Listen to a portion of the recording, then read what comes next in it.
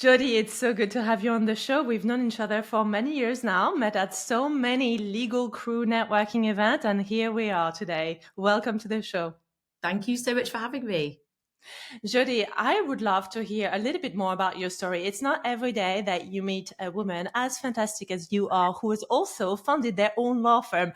I mean, you are my female hero. Can I just say that? That's so sweet. Thank you.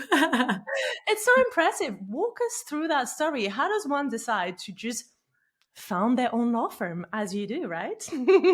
As you do, I know. Well, I think the thing for me, actually, I never grew up going, I want to be a law firm founder or, I think I could be an entrepreneur. I actually came from a really working class family where no one had even got A levels. So I was the first person to become a lawyer. And to found your own firm is a pretty insane thing to do, right? Especially, I was only 29 when it happened. But if we go back to when I was thinking about launching my own firm, the reason for that was I'd actually just before that had a mental breakdown, and I was in a really bad place from a mental health perspective, and actually just reconsidering, do I even want to be a lawyer anymore? Because it had got to the point where the environment wasn't great for me, but also inside my gut and my head, I was just thinking I couldn't do it anymore. And I think this is quite typical of a lot of lawyers when they're burnt out or they're in the wrong law firm, that they think they're actually not a good lawyer. And actually that wasn't the case for me. It was wrong environment, poor mental health, and undiagnosed ADHD at the time. And so I took the really difficult decision to leave my job, and quite quickly realized, shit, I need to actually pay my mortgage and all of this stuff, which is, when all you've ever known is being a lawyer. I took the view that, I could quite quickly get a job in law, but not employed. So I went as a freelance consultant. And that for me was the breakthrough moment, because it made me realize when I had the autonomy over my role, in the sense of when and where I worked, the type of clients that I wanted to work with, and the type of work that I wanted to do, I found my sense of purpose again. And quite quickly I got busy, and long story cut short, in a moment of madness, decided to set my own law firm up in 2018. So that, first of all, quite selfishly, I could feel psychologically safe at work, and in the hope that clients would share that view and they'd want to be progressive and put their people first, but also that other lawyers might be feeling a similar frustration and might want to come and work with me, which I'm proud to say that they have, and it's worked. So here we are. And here you are. And so tell us about your firm now, because I know you've had many awards, many recognition. How many are you? How much have you grown since 2018? Tell us all about it. Of course, yeah. So we have, God, it's really hard to remember. Someone asked me this the other day. I think we have about 20 people. We have a mixture of employees and consultants across the whole of the UK, with an office based in Leeds and London, and then a team in Cheshire and Devon. And we specialise in employment law, but we also have a commercial lawyer now, a risk lawyer, and a data lawyer. And the reason for that was to build out this whole principle of building and creating thriving cultures. And that goes beyond just the employment law. So we started to build out all the different areas of creating thriving cultures, and in turn creating a thriving business. So we've got people all over the UK, and I'd probably say the last 3 years, we've been also delivering the training and the public speaking that I do globally, from Hong Kong to Dubai to Australia, some of it in person, some of it online, which has been completely mind-blowing. But that's just where the business has gone. So not the legal side, because obviously to be a lawyer, you've got to qualify in that particular jurisdiction. But the training side, when it comes to things like neurodiversity, mental health, psychological safety, leaning on the knowledge that I have as an employment lawyer here in the UK, and that kind of gold standard, and then emulating that across the rest of the globe, which has been super exciting work. So exciting. And anyone who hasn't heard about your law firm is either not on LinkedIn or has been living under a rock, because you are pretty much everywhere on social media, which is so impressive. Always looking fabulous at cocktail parties and other awards ceremony. And I actually really was struck by your journey. And I remember us having one of those candid conversations at a networking event. And it's one that really stayed with me, because I think we had only just met and you totally opened up to me, and I thought that was so heartwarming. And you actually told me about your story and your journey with your mental health. And I just thought, it's not every day that you meet a law firm founder that actually has the courage and the candor to tell you that they've struggled, right? So I was wondering if you could share some of those struggles with us today, so perhaps we can give the courage to people listening to feel inspired and also to make them feel that, they're not alone. Yeah, it's a really good point about leadership, actually. And I think for me, I was certainly propelled into leadership, having only been qualified for 4 years, never been a partner, never managed a team. And all of a sudden, I was this managing partner and I was sharing my story. So I was kind of like, became this vulnerable, compassionate leader by accident, by basically creating an environment that I knew that I would have wanted back when I was a junior lawyer. And the challenges, I suppose, that I really struggled with was I already had anxiety and PTSD. So struggling a lot with panic attacks, with overwhelm. I took things very personally. And at the time, I was undiagnosed ADHD. So that kind of, it's a bit of a melting pot, having all of those different conditions together, because when one gets worse, it also impacts the other. And even though I was in therapy, receiving medication, and in my head, sorting it out and managing it, part of what I hadn't appreciated was my lack of self-awareness over the impact of the stresses. So obviously being a lawyer is a stressful job. You can't be a lawyer and not experience stress, but not all stress is bad. And what I've learned over the years is really what I need to do to make myself better. It doesn't mean that I'm never going to have bad days. It doesn't mean that all my clients are going to be perfect and I'm never going to have problems. But what I've really learned is how to, I suppose, build that resilience. I don't really like using the word resilience, but you know what I mean? It's that piece around self-awareness and going, okay, so I'm feeling all of these things and I know what that means and I know what I need to do to help myself get better. And so in 2017, when I had the breakdown, that for me, when I say breakdown, people are always like, well, what was it? What happened?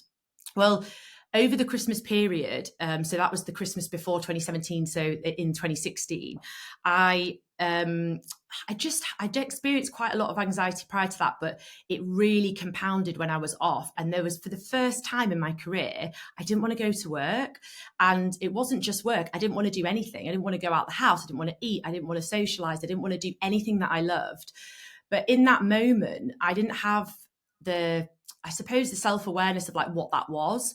So I beat myself up about it. I felt like a failure. I felt a lot of shame and guilt around not being able to go to work. And also like feeling like, like you're letting people down because you've got that feeling of, I know that if I don't go in, there isn't anyone else to do this. So I think previously I'd probably pushed through at times when I shouldn't have. And again, it all comes with life experience, and hopefully by sharing my story, it helps other people to realize when you feel like that, you are not alone. So many of us feel, even if it's just in the moment, like we can't do this or I'm not good enough. But then beyond that, feeling the panic and getting embarrassed about having a panic attack in front of people, that really compounded over time. And there was a lot of guilt and shame, which I think particularly as women, we experience that with imposter syndrome as well. And always, I had this feeling of like always not feeling good enough. And when something happened, my brain would go, well, that's evidence that you're not good enough. Look, you can't do it. But actually, it wasn't evidence. It was really just part of the journey of growing and getting feedback. And it's sometimes, I think, for people when you're in this type of industry where it's very highly competitive, it's highly pressured, I don't think we always take that moment to go, it's okay to fail every now and again. It's okay to not get everything right. And that doesn't equal failure. It equals a lesson. And when I started to shift that mindset, it really helped me to overcome those challenges a lot easier and also not place as much weight on it, which in turn meant I didn't feel as guilty and as much shame, if that makes sense. Yes, of course, of course. And was there a sentiment that perhaps if you were struggling, then you would be either inadequate or weak? Because, and I'm only saying that because that's how I felt. I thought, well, if I'm having this breakdown, this is evidence that I'm too weak, or I'm not cut out for this, or I can't make it. Right? You go into those negative loops. Did you feel those feelings as well? Absolutely. And I think that's exactly it. You have this sense of shame, this guilt, and like, I'm just not good enough, and that actually I'm a failure and I can't do this and everybody else can do it. So if everybody else can do it, what's wrong with me? And you're always like looking, when you've got anxiety, you're looking for that evidence of the fact that you think you're not good enough, or that you overthink things and receive the information in a very personal way. When actually, when you're a junior lawyer, you are going to make mistakes. You are going to, not quite hit the mark, and that's normal. But I think the biggest lesson for me was learning that when that happens, look for the opportunity, look for the lesson. Don't reside to the fact that, well, that's evidence that I'm crap, because it's not. Mm-hmm. And how much of that breakdown, to use your own word, do you think is linked to the fact that there was undiagnosed ADHD in the background? So I haven't actually got medical evidence to prove this. However, having spoken to my psychiatrist, and if we look at the fact that I had the breakdown in 2017, by the end of 2017, having been on medication for 8 years, I came off all my medication. At the beginning of the year, I tripled my dosage. That's how bad it got. And I had extra medication. By the end of the year, I'd come off all medication and was coping in a much better way. And that's not to say, medication is not good or bad, or it's bad, whatever, whichever way around people want to view it. But for me, I didn't like how the anxiety medication was making me feel. And it was a milestone for me to get to a place in my recovery where I wasn't reliant on it. And it was then in 2020 that I was diagnosed with ADHD. And between 2018 and 2020, I'd had a few little wobbles. I'd had still some panic attacks, but nothing to the extent of where I was before. And I didn't have any time off. But once I got diagnosed with ADHD, it was like a little light bulb.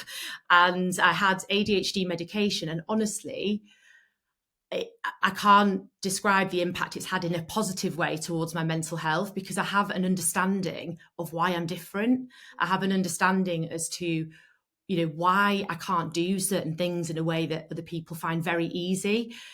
Basic things that most people will think are normal, like filling in a form, or, catching a train and getting the right one, even though I know which one to get. Like certain things I just really struggle with. And people say, well, you're the CEO of a law firm, of course you can fill a form in. I'm like, well, I can, but do you know how many times I get it wrong, or how long it takes me to do something like that because of how my brain processes? So yeah, I'm not saying I can't do any of those things. It's just that there was so much struggle behind it that it was exhausting and quite self-deprecating. So I think as a result, I'm much kinder to myself, which means I'm a lot less anxious. So the positive impact of having the diagnosis has been really profound for me. And I'm so grateful that I was able to access that support in lockdown, because actually pre-lockdown, you had to go in person. And because we went into lockdown, they were like, we can do it online, I think. It was that piece of, I think we can do stuff online, we're allowed. And speaking to a psychiatrist in that period of time when the world stopped and my brain sped up, it's what it felt like. And I realized that I'd built a world that made me thrive. And when that was taken away and I was stuck in my house and I couldn't do all the things that made me feel good, that started to impact me. And I was really concerned that something was happening to me. Nothing was happening to me. It's just all of the support mechanisms and the environment that I knew worked for me had been taken away. So then getting that diagnosis, it was like, ping, right, okay, we can work with this because I have an understanding, rather than wondering, oh my God, I'm having another breakdown, which I'm glad to say I wasn't. Right, because if I understand correctly, Jodie, you were in a situation where effectively you had been medicated for years, but almost for the wrong condition, if I may say so, because it sounds like you had a lot of anxiety medication, but really what was actually the root cause of the way you felt was the ADHD. Is that correct? Well, not necessarily. So I had anxiety, and that was being treated because it was panic attacks. So the ADHD wasn't causing the panic attacks, but the point being that the undiagnosed ADHD was feeding the anxiety. So when I felt overwhelmed from the ADHD, that was impacting the anxiety. So the first part was changing my environment and getting an environment that worked for me, and doing meaningful work, working with people where I felt I could show up as my true self and didn't attach that shame. The second part was the diagnosis and really doing the deep work. So that they interplay, but I wasn't incorrectly diagnosed the first time. I did have anxiety, PTSD, and insomnia, and I still occasionally struggle with anxiety. But to be honest, it's more like, if I look back at when I'm a completely different person, if you'd have said to me 8 years ago, you're going to have your own law firm, I genuinely would have laughed in your face, or maybe cried. I don't know. But neither of those things happened to me. And that's Yes. just because of where I was. And I think now I have that understanding. It's really helped me. But I know other people who've gone through this process and been like, the process of being diagnosed was quite emotional and they weren't really ready for that and they haven't found it as helpful. So it's really about where you are in your journey. And I've been on quite a long journey with a lot of therapy dealing with things anyway. So this was like the next step and really diving a bit deeper into what does that mean for me, my neurodivergence, and how can I best look after myself and those around me. Hmm. That makes sense. And Jodie, could you walk us through some of the regular day-to-day sort of signs and symptoms? Now, knowing all that you know, you think, oh, there were telltale signs. So, for example, I love your example, like not catching the right train, struggling filling in the form. Perhaps we have listeners that are, on the fence. They suspect, they have an inkling that they may have undiagnosed ADHD, but they're not too sure. Can you tell us about your life before, your life after those telltale signs? How does the ADHD brain works? What are some of the things that are really so typical? So for me, I'm diagnosed as combined. So you can either be hyperactive or inattentive or both. So the Okay. hyperactive side for me is very much about movement. And I notice that like I bite my nails, I have things like fidget toys and things like this that I've realized that I can't sit still. And people thought I was nervous before. And people used to think I was nervous or not confident. And I realized that actually movement was a really important part for me. So sometimes I'll even do walking meetings because I'm like, I've got so much energy, I can't process information sat still. So if you were to put me on a Teams call for 3 hours, there's no way I could have focused in that call. And now I have Fireflies, which is amazing because it takes all the notes, AI note taker. But previously, writing all the notes, I'd be so focused on trying to write the notes. And then someone would ask me a question. I'm like, what did you say? Like I'd just completely zone out and I'd miss really important bits of information, but then I would remember random things like the date a client came to me, all the client dates. For some reason, I'd always remember those, never remembered birthdays for my family. Sorry, mum. Um, and and the amount of travel where I've literally gone to the wrong city and not realized till I've got there. And everyone's like, how do you do that? And I'm like, I even read it before. I knew where I was going. So I don't know if it's just how the brain is processing that information, but travel was a really big thing for me. The other thing is risk taking and impulsivity as well. So you're more likely as an ADHDer to take risks, which is good as an entrepreneur, but not so good if you, especially when I was a junior lawyer and I had no money and then I'd just buy something that I absolutely couldn't afford and just work it out later. Luckily for me, it did work out and I never had any debt issues. But you could see how if you weren't developing that career and starting to earn more money, that could be a really big problem. The other way that it shows up a lot for me is I interrupt people when I'm really excited to talk to them. So they'll be saying something in a meeting. I'm like, I can literally see myself on the screen. I'm like, oh my God, I need to just sit on my hands. So I actually started to sit on my hands to stop me from being so impulsive as like a physical reminder. And then also just little tips, like I would just write on a piece of paper what I wanted to say to try and reduce the impulsivity. But then what you find is you're focusing on that and then you're like, shit, what are they talking about? So there is this like internal dialogue a lot of the time where I don't know, like there are things when people will say something and I'll randomly sing it. And my staff, bless them, love a bit of karaoke, so they don't mind. But not every some people just think you're a bit weird. And they're like, are you singing in your head? And I'm like, yeah, like I do it all the time where someone will say something and then my head will go to a song and then all I can hear is the song and then that song goes to another song and you get where I'm going. So it can be really quite distracting if you're in a meeting. And you're actually, the reason your brain's doing that is I'm interested. I'm resonating with it. Another thing in conversations that really got me in personal life as well as business life was when I have conversations with people, not only the interrupting piece made me look like I wasn't listening and rude when actually I was very, very engaged. But the other thing was when I'm talking to someone and I resonate with them, I will then share a story about, yeah, okay, that happened to me, and da, da, da. And it can feel like to the other person that I'm making it about me and that I haven't heard them. But that's an ADHD's way of saying, no, I hear you, and here's how I empathize with you. But a lot of the time it was taken as like, you're not listening and you're just talking about you, you're making this all about you, you're attention seeking. And I genuinely wasn't. I was genuinely on their level. And that took me a really long time to realize that. And like my very good friends and my team now, they don't see it that way, but certainly some people will still see that. And I think ADHDers can come across as rude when they're not. They're just very passionate and very different, and sometimes come across as lazy, but it's because they've got a bit of a block on a particular, might be a particular task or a conversation, and they can't quite get the words or they can't quite process the information. So yeah, there's loads of different examples. I do feel like I'm on 1.5 speed in the brain most of the time, and the medications definitely helped with that from a clarity of thought perspective. And also from impulsivity, that's helped as well. But it doesn't, I wouldn't say like having medication doesn't fix you. I don't want to be fixed. And it also doesn't make me feel different like I used to when I was on anxiety medication, like my numbness of emotion. So the medication doesn't do that. And I was quite worried about going on it because I was like, oh God, am I going to feel like I did on anxiety medication, which I didn't like. It served a purpose to help with what I needed at the time. And I'm really glad that I did take it. But there was a piece of me that didn't feel like me.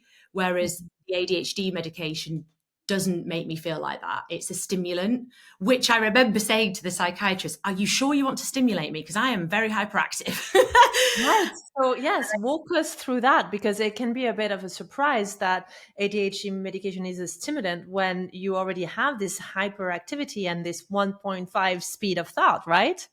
Exactly. And I actually asked that in my diagnostic conversation with my psychiatrist, and he explained it to me in a really good way. And I'm probably going to not do it very much credit now, but here we go. He explained it as the fact that your brain is not, it's not that it's not interested, and it's not that you're not wanting to do certain things. It's just that the dopamine in your brain is basically not the same as a normal brain, as I like to say.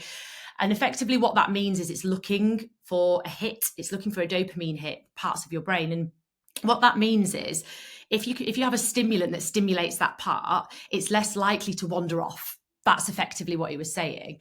And I've probably described it really badly there, but what he's trying to explain is it's not going to stimulate you in the areas where you're already stimulated, clearly, because that would make you more hyperactive. And if you had a neurotypical brain, you would feel very different on the medication to a neurodivergent person, because the part of that your brain there is needing stimulation. That's what it's looking for, which is why you're distracted, which is why you're not able to process in the same way. So put very simply, it stimulates the part of your brain that's understimulated to help you to have more sense of clarity of thought and processing throughout the day. And I found it to be very, very helpful. I take 70 milligrams of Elvance every day. Some days I don't take it on a weekend if I want to have a bit of a like a chill day. It definitely makes you very productive, which is a good thing and a bad thing because I'm already very productive. But it does really help me to, I suppose, not stay focused, because I still have distractions, I still have all the symptoms, but I would say it's reduced the symptoms. And some days it reduces it by 40%, some days like 80%, and other days it's somewhere in between. But what it does is just helps me to cope in a neurotypical world a little bit better. And do you find that you then need more support either through medication or holistic strategy to switch off, to put yourself to bed? Because I know you suffered from insomnia in the past, and so did I. So that's a topic I'm really passionate about. And I have heard from some clients that sometimes the ADHD medication can be a bit of an adjustment phase where you just find it harder to wind down and to calm down. And it takes a bit of, trials and errors to find that sweet spot. Have you experienced anything like that? I've heard a lot of people struggle with the medication for that reason. I have never, ever struggled with that. So clearly it's stimulating it just enough and then Just it wears right. off. Yeah, it must be that the medication is just not right for some people. And there is other types of medication that's non-stimulant that you can have. I was just fortunate to find the first one that I used worked for me. But what I would say is, regardless of if I take medication or not, I struggle to rest. Your brain is just constantly thinking and playing back situations and conversations and tasks. And it's really, really tough. So I have a lot of different mechanisms to help myself, including, to-do lists where I write it all out. I've got lists that are online where it's allocated as reminders, like so using technology, and also actually planning in downtime. So like this morning, I walked to the yoga studio at 5:30 in the morning. I listened to a podcast. I then did yoga, and then I walked back, and then I did my meetings. But if I don't put that in my diary, I am not going to do it, because I'm going to hyper focus on something. So I have to put in like walk the dog, have a cup of tea, go for a bath. And people must look at my diary and go, are you organizing your fun? Are you okay? But actually for me, it's a really great way of, I know that I will just not do certain things that are good for me unless I'm really intentional about it. So I know that when I'm really busy, that's an even more important time to schedule downtime, to schedule breaks, and to schedule self-care. Because being an ADHD founder, I basically justify everything that I do by saying it's not work. And it is work, because I'm like, it's not work because it's not fee earning. Well, it is work, but because I love it so much, it's hard then to not think about it. So I think as a founder, that's been one of the biggest challenges, because I get to be so creative in what I do. I love it. And so then I'll listen to an audiobook or a podcast, or I'll see something on the TV and I just start thinking of a business idea. And I might be on the beach and it's like, I cannot go on, just sit on a beach. I don't know anybody else that can do that with ADHD, but I cannot just sit and read a book. So what I've been trying to do is read just 10 pages on a night before bed, and reading like a fictional book instead of a workbook, to let my brain switch off a little bit more. And I've just found that yoga and breath work and getting outside, they're like my main things, making sure I move every day to make sure I've used some of that energy, so that I'm not getting in bed like feeling wired still. And it's not wired from the medication, it's wired from my brain just so overactive. I love that. Can we go a little bit deeper into holistic tools? We've talked about the medication, and I'm really passionate about the topic of holistic lifestyle changes that we can make. And I've noticed amongst a lot of my clients with ADHD that having a very strong routine, being quite disciplined in terms of having some movement, also even changing the nutrition to make some adjustments in terms of the macros and the different kind of nutrients is so important to fuel that beautiful brain. Can you tell us some of your trials and errors, mistakes you might have made in the past, and things that work for you now? Because I truly find it so inspiring when I go on LinkedIn and I see you at a yoga class. I don't know if you know, but I'm a qualified yin yoga teacher. Amazing. I don't talk about it a lot. Yeah, that's so good. And it's really been a bit of a foundation for me to do all the things that I do, because having that very solid health foundation actually enables me to have this really fast-paced corporate career and to be serving at that level.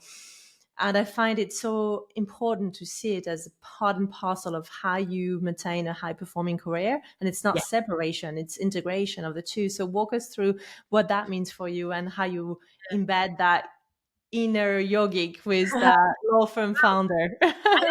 I actually really agree with you on the kind of the grounding point. I think when I was in a job, and obviously clearly not very well, everything that I did was high pace, high energy, it was high impact. So I'd go to like 2 HIIT classes in a day or a spin class. And you know what? Now I don't like to do those anymore. And it's not that not necessarily don't like it, but if I've got an hour, I'm much more likely now to go, I'm going to use that hour to ground, or I'm going to use that hour to exercise, but in a way that's quite mindful. So I think me 10 years ago would have gone, let me sweat, I need to do more. Whereas now I have to be really intentional, more so with the other side. And I used to go to yoga classes. And when you said about yin, for those people who don't know, yin is a lot slower. And I'm a vinyasa hot flow type person. However, You're an Ashtangi.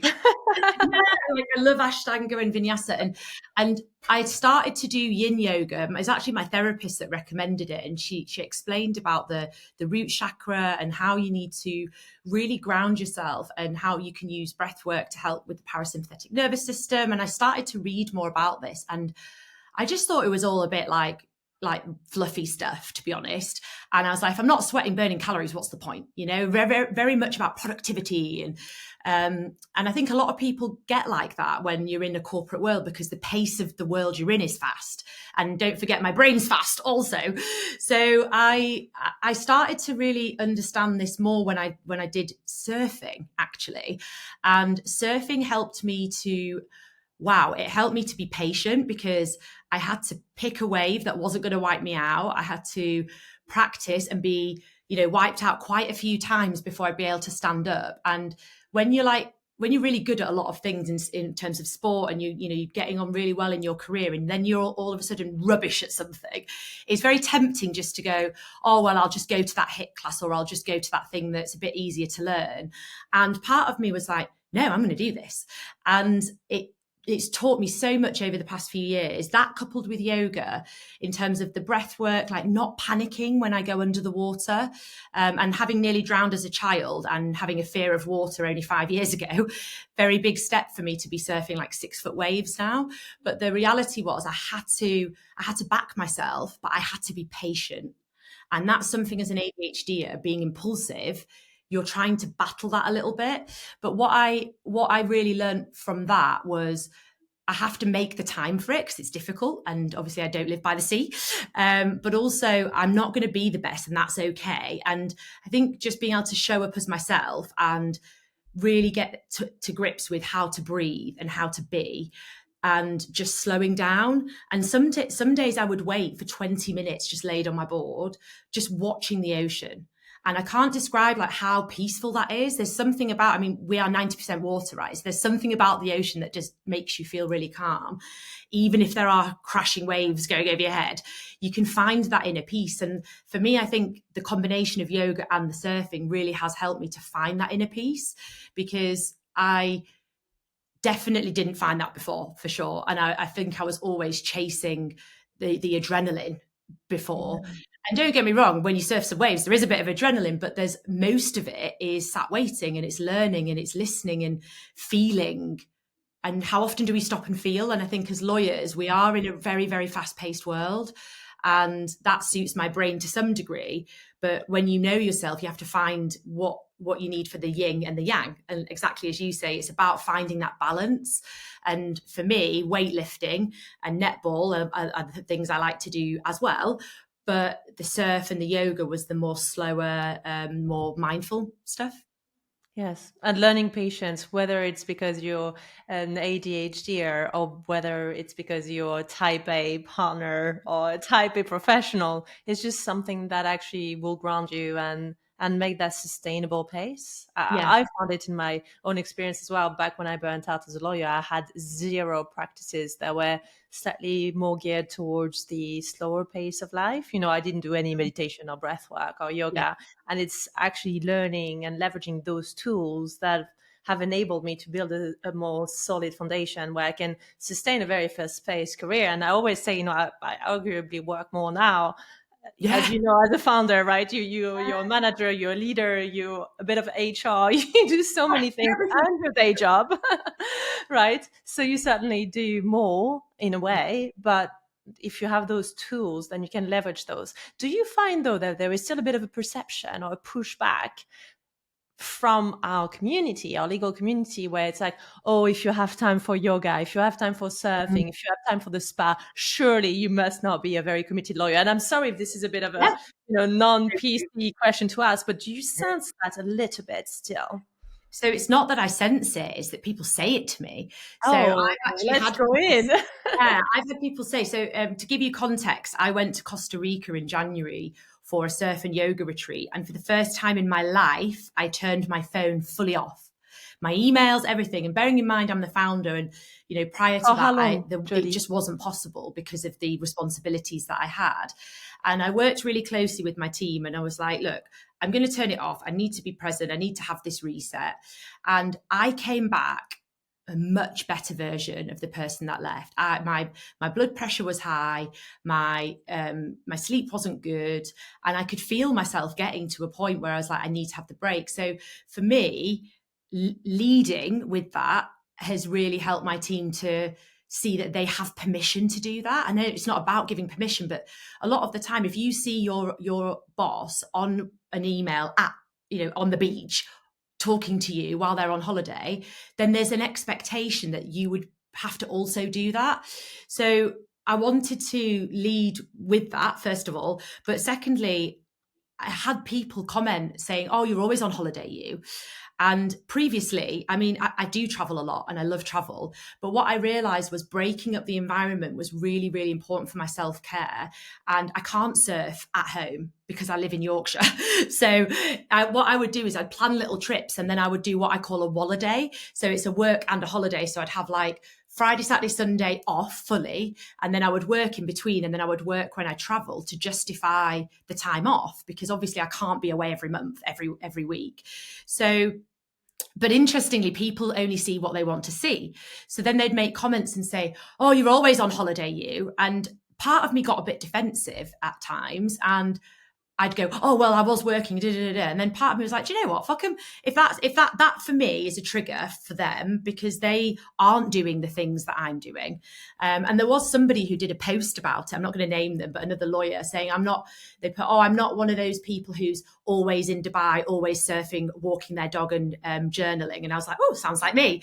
And they were like, they made some comments. And I just thought, do you know what? That's really interesting, because a client of mine brought that to me and showed it to me and said, "Oh, do you think this is about you?" And I said, "Yeah, it probably is. But, at least I'm living my honest, authentic life.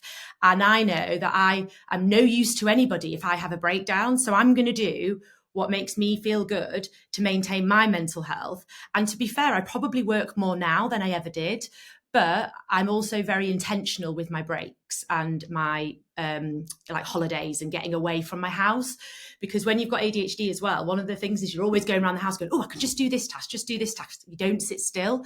Whereas if you're in a different environment, you don't have the washing to do. You don't have all the things you forgot to do because you're not at home. So it helps your brain relax a little bit more as well.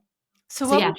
what would you say to partners, founders, lawyers who feel guilty about, being on breaks, or even saying to others that they're on break, or even just not comfortable saying they're taking a holiday? I'm sure you've noticed in the industry, like I've recently met partners that were like, "No, no, I haven't had a day off for like a year." And it's like there is almost that pride in the statement, and deep down, as as a clinical hypnotherapist and as a mental health professional and a burnout advisor, I'm thinking, well, you're probably months away from a total breakdown, but Yeah. keep saying that. And by the way, I've done that too, Jodie, so I'm very much Yeah. with Yeah. you Yeah. We've all myself. done it. Like I used to feel a little bit like a superwoman if I said, like, I Yeah. haven't slept and I haven't had a day off and I've worked all weekend and I've done, and it's a bit like, hey, look at me now and look at how much I work. And yeah, guess what? A few years later, I was in total breakdown mode, and health in pieces, marriage in pieces, life Mm. hanging by a thread, right? So what's your take on that? Why do we still feel ashamed or embarrassed to actually say at a community and industry level, I'm having a day off? It's so funny that you should say that. I was listening to a book this morning. I don't know if you've heard of John Amici, Promise of Giants. Really No, I great book haven't. if anyone hasn't read it. And he talks about the fact that we live in this world of utilization, particularly in the Right. legal industry. So if we reward people based on the number of hours that they do, why is anybody going to celebrate having time off? Because that shows that you're not performing, because you're not billing enough hours. So if the world that we live in is focused on utilization when we think about the value that we bring to a business, then how are we ever going to normalize having breaks and leading with vulnerability? We have to change the complete system in terms of how we reward and how we promote people within an organization and how we assess the value that they bring. And if we just focus on utilization and hourly billable hours, whatever people call it, if we just focus on that, then not working all weekend means you're not going to get promoted. Do you see what I mean? So it is a really, it was only this morning that I was listening to it and I was going, yep. Because the reality is we have to role model these behaviors and show that when we act in this way, that you can still be successful, that you can define what your success looks like, and it doesn't have to be to the detriment of your mental health. It doesn't have to be to the detriment of your family. And I think that's what a lot of law firms are missing, is they're only rewarding billing and hours. And Mm. at Thrive, what we've done is we've got a weighted matrix where even if you were to bill £1 million, you wouldn't get a bonus and you wouldn't get promoted unless you meet all the weighted behaviour scores, which are objectively scored every month with all the staff. So it's not my personal view, it's everybody's collective view. And those are all agreed between the team. So it's not about just rewarding people for money. And there's no billable hours, there's no utilization targets, because the reality is people bring value to the business in much more ways than just billing. And I think that's where, as a profession, we need to really look at what we're doing and the damage that we're causing to people. What are some of those behavior that get rewarded? So we have things around flexibility, reliability. So basically, it goes both ways. So we're smart working, but then we also that also means that if you say you're going to do something, you do it. And if you can't do it, you communicate really well. So there's some around communication. Then there's some technical ones around how we manage the clients and that the Thrive way. So we've agreed like what the Thrive way is. And then there's some around things like leadership and coaching and delegation for the leaders as well. So it's, do we feel that this person is delegated effectively? And that can go obviously up, down, left and right. It can be, delegation can happen at any level, but it's really about understanding, are we demonstrating the Thrive way within those behaviours each month? And if we're not, then we've got the opportunity to pick that up every month. We're not waiting for an end of year appraisal to do that. And it means that you get rid of the toxic high billers, because those people, not that we've ever had one to be fair, but the point of bringing this in was, we don't want it to be just the people who bill who are rewarded, because that just seems insane. I call them the toxic superstars. Yeah, But exactly. we all worked with many of them, right? They're the superstars, the super billers, but working with them can also drive you a little bit mad, to say the least. So Yeah, and it can also drive really toxic behaviours, such as hogging work, not collaborating, not agreeing to help on the non-chargeable work, which for the growth of an organisation, it just doesn't work. It means the juniors don't develop. It means the senior team don't get the support from the senior lawyers, because they're focusing on just billing rather than helping with the growth of the firm and the growth of the team. And so you're just driving all the wrong behaviours because the focus is just money. What we've noticed is, even though of course you have to make money to pay people, I'm not saying we don't make money, of course we do, but it's just what you focus on. And for us, we don't focus on that, but that still increases our profitability. But the focus is different, and leading by example is very, very important. So many people will say these things and they don't do it. And I think that's another area that the legal profession need to really check themselves on, because as a profession, lots of companies are saying, we do this, we do that. And the reality when you work there is, it's just rubbish. It's tokenism. So there is also this, which attracts people to the firm, but the reality of their experience is not the same.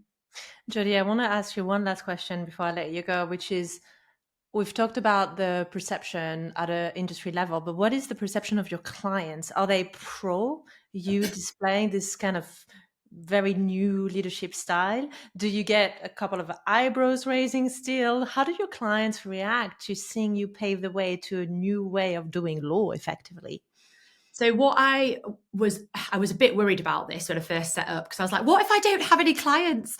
But actually the reality was, I've attracted progressive businesses to work with us, people who want to put their people first, who have a people-centered approach, who want to be progressive in terms of inclusion, accessibility, people who don't just want a cheap kind of fixed template advice type, here's the law. They want to know, well, how do I have that conversation about mental health and neurodiversity and reasonable adjustments? How do I train my staff on that? How do I empower people and upskill them? So what it's actually done is, I only set up the firm to just be employment law. And now we've got these other areas, including a really big training arm. And that for me, I never thought, oh, I'm setting up a firm and I'm going to do loads of training. But the reality is they want to know, how do you do it? Like, can you show us? And it's, for me, it's an amazing feeling to see the progress in an organization where they really struggled with their managers not adopting a human approach, not just not managing the staff properly. So rather than going in and being like performance management, that's what a lot of law firms would advise, we've got into, well, what are you trying to achieve and how can we achieve that? And that's a combination of legal, HR, L&D, coming in and doing some coaching. There's a real blend of support, adopting a very coaching style to help them empower their teams rather than it just being, here's the answer, here's a template, which is what a lot of firms do. So it's actually, my clients have driven the development of my firm, because when I first set up, having worked in another firm, it was, we'll do your contracts when there's a grievance, we'll help with this. It was very reactive. Whereas now a lot of the work that we do is proactive, and we help with, well-being and people strategies, learning and development strategies, all sorts of stuff. It's just so great to get embedded into a business where we're not seen as, oh God, you've got to contact the lawyer. That's the last resort. It's, oh, should we run this past Jodie? Because this might not end up being a last resort issue if we do. And so we're changing the mindset of how lawyers can be accessed, and we're not just there for litigation. We're not just there when there's a problem. And that for me has been the most amazing part of this journey, is seeing the shift in the mindset and how we can work much more collaboratively at all levels. It's been great. Jodie, thank you so much. It's been a pure joy to have you on the show, and I think this calls for a part 2 at some point. I have so many more questions, so let's do a part 2 of this episode. But I just want to thank you. Is there anywhere in particular you would like our listener to connect with you or to get into your Thrive world? For sure. You can go to our website, thrivelaw.co.uk, and we have a newsletter that talks about all of these things and more. And on our socials, thrive_law, and mine is I am Jodie Hill on all platforms, including TikTok. Yes, and do get ready for fantastic photos of surfing and yoga. And I hope, Jodie, that you never stop them coming. I'm a fan. So I'm one of those ones that's like applauding you in the background when I see yoga and surfing. So keep them coming. Thank you, Jodie.